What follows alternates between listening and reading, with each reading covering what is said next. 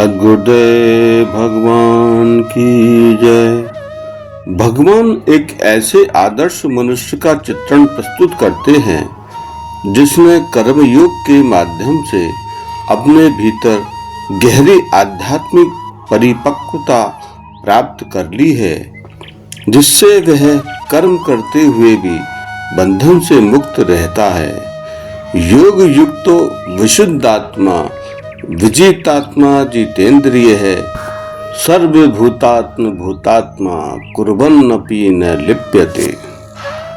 योग युक्तो विशुद्धात्मा अर्थात वह व्यक्ति जो निरंतर योग विशेष रूप से कर्म योग में स्थित है, उसके सभी कर्म निस्वार्थ और समर्पित होते हैं तथा जिसका अंतःकरण शुद्ध हो चुका है।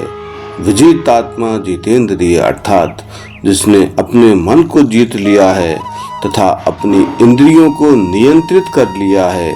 इस अवस्था में व्यक्ति इंद्रियों का दास नहीं बल्कि स्वामी बन जाता है। वह इच्छाओं से प्रेरित होकर नहीं बल्कि विवेक से संचालित होकर कार्य करता है।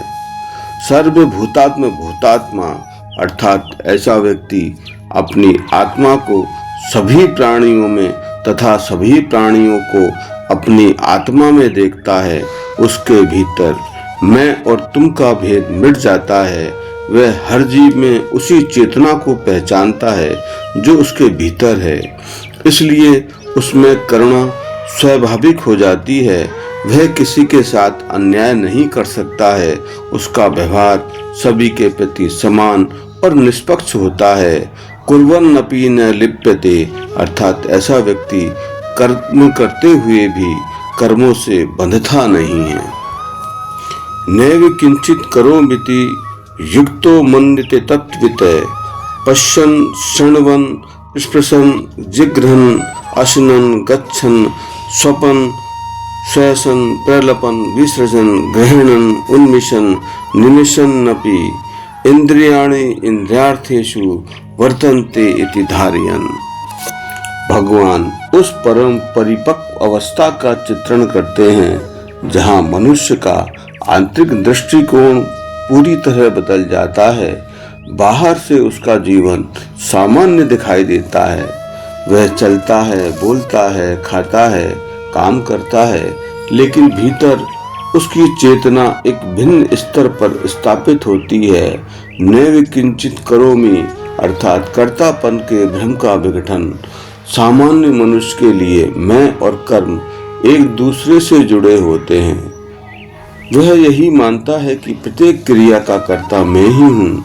यही धारणा अहंकार की जड़ है, परंतु तत्वज्ञानी यह अनुभव कर लेता है कि शरीर, इंद्रिय, मन, बुद्धि ये सब प्रकृति के अंग है।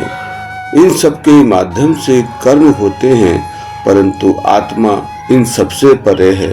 वह न करता है न करवाता है, केवल साक्षी है।